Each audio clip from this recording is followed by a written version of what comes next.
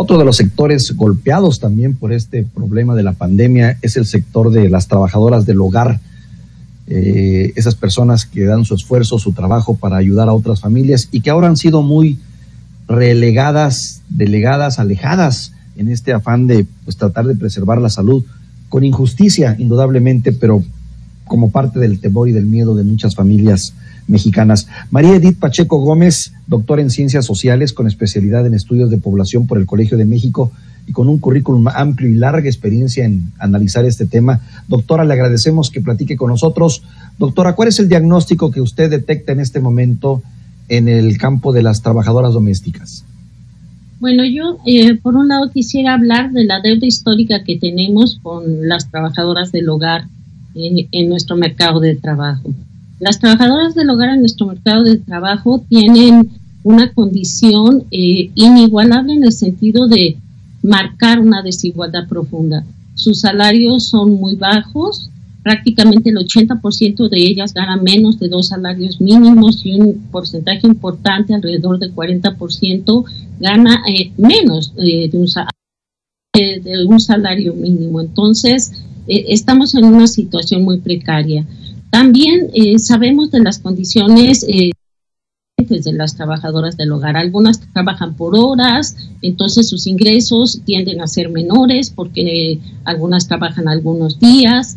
Esta situación ha permeado a lo largo de la historia de nuestro país. Como bien señalas, ellas son importantes en nuestras vidas, en nuestros hogares, forman parte de todas las actividades de trabajo que se requieren en el hogar. Muchas veces cuidan a niños y niñas del hogar y entonces hay toda una situación de desigualdad profunda. Ayer Marcelina nos señalaba en un evento que hubo en el colegio de cómo una película como Roma visibilizó esas situaciones que tienen que ver con el papel de ellas al interior de las familias y de los hogares. Recuerdo que antes de que nos agarrara la urgencia de esta pandemia, se habló mucho de reivindicar los derechos laborales, los derechos que tienen estas trabajadoras, y sin embargo parece que esto quedó en letra muerta ante el peso de la pandemia. ¿Es correcta esta apreciación, doctora? Pues, a raíz de la ratificación del convenio 189 de la OIT, que es un convenio relacionado con los derechos laborales de las trabajadoras del hogar, en realidad se implementó un programa piloto para realmente que ellas tuvieran derecho al seguro social. Más o menos alrededor del punto 3 de trabajadoras del hogar, 2.3 millones, hasta este momento solamente tenemos 22.300 trabajadoras del hogar registrados en el IMSS. Entonces podemos saber cómo es el alcance y lo difícil que puede ser registrar a las trabajadoras del hogar en términos generales, en esos 2.3 millones. Tendremos que implementar programas que nos concienticen a la población de realmente ser responsables y dar los derechos a las trabajadoras que no les hemos brindado socialmente. Anaís. Muy desprotegido, gracias Víctor.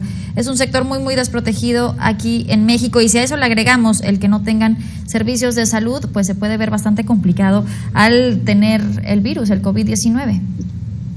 Sí, de hecho, ayer platicábamos de que la enfermedad para ellas es muy difícil de atender, porque también ellas forman parte de esos grupos que tienen comorbilidades, hipertensión, diabetes, y entonces se suman sus dificultades económicas, esas profundas desigualdades, con su problemática de salud también.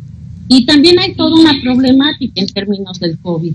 Las trabajadoras del hogar que habitaban en los hogares donde trabajaban tienen el dilema de tener que irse a sus casas o quedarse en sus casas, quedar en las casas donde trabajan, pero eso implicará jornadas laborales mucho más elevadas porque toda la familia está ahí adentro, porque requieren de cierto tipo de atención, pero también si se van corren el riesgo de perder su empleo y de no ser contratadas al regreso. Entonces, este dilema de quedarse o irse es fuerte.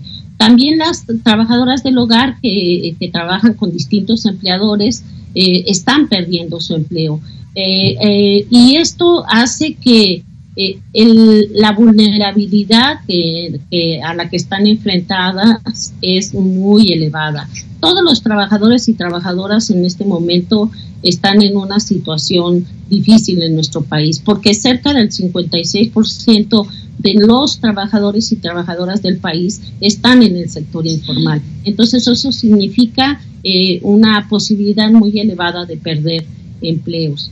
Y por el otro lado, la parte formal de la economía se tendrá que ajustar a la crisis económica después del COVID y seguramente impactará también a trabajadores del sector informal.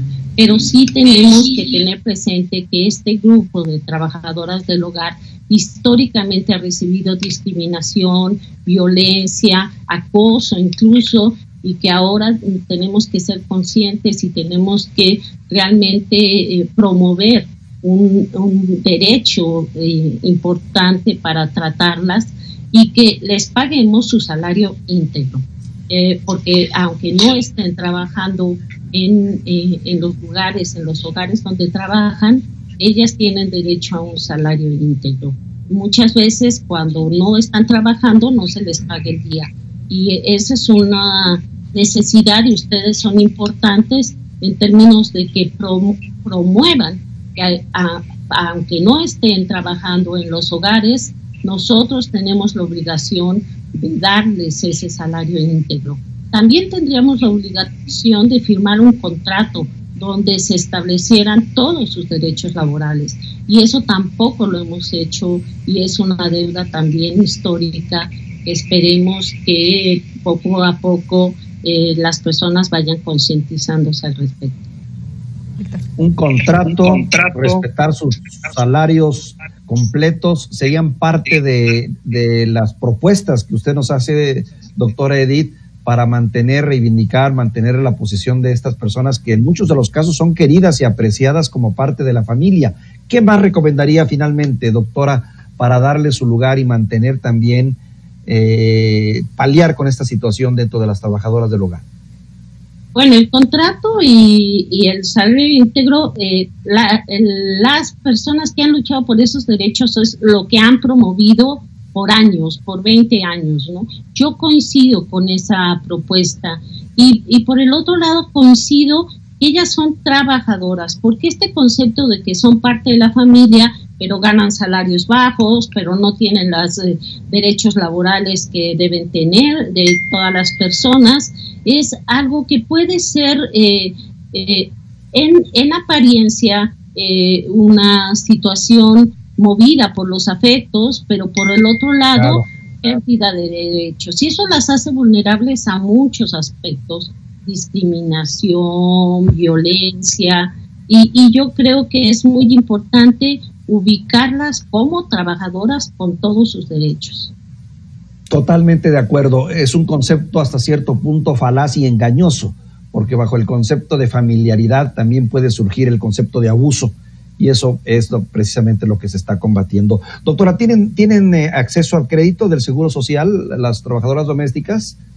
Pues aquellas que han sido registradas en este plan piloto a raíz del mandato de la ratificación del convenio 189, que son 22.300, alrededor de ellas tienen ese derecho a un crédito, a un préstamo que podríamos pensar que aunque es la tasa más baja, y nos lo decían, también será difícil que lo puedan pagar si no se conservan sus empleos, si se pierden algunos empleos aquellas que trabajan en diferentes hogares, y también eso es un tema a reflexionar.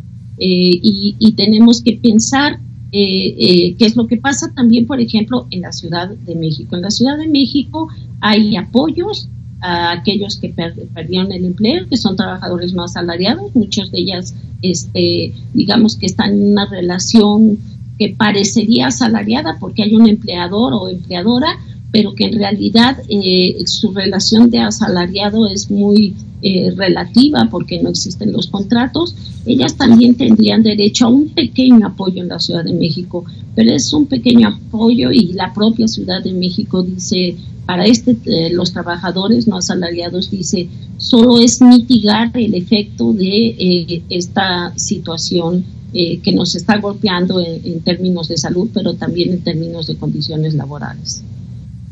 Muy agradecidos por esta conversación, muy aleccionadora, doctora María Edith Pacheco Gómez, doctora en Ciencias Sociales, profesora investigadora del Centro de Estudios Demográficos, Urbanos y Ambientales. Gracias, doctora. Gracias por la invitación.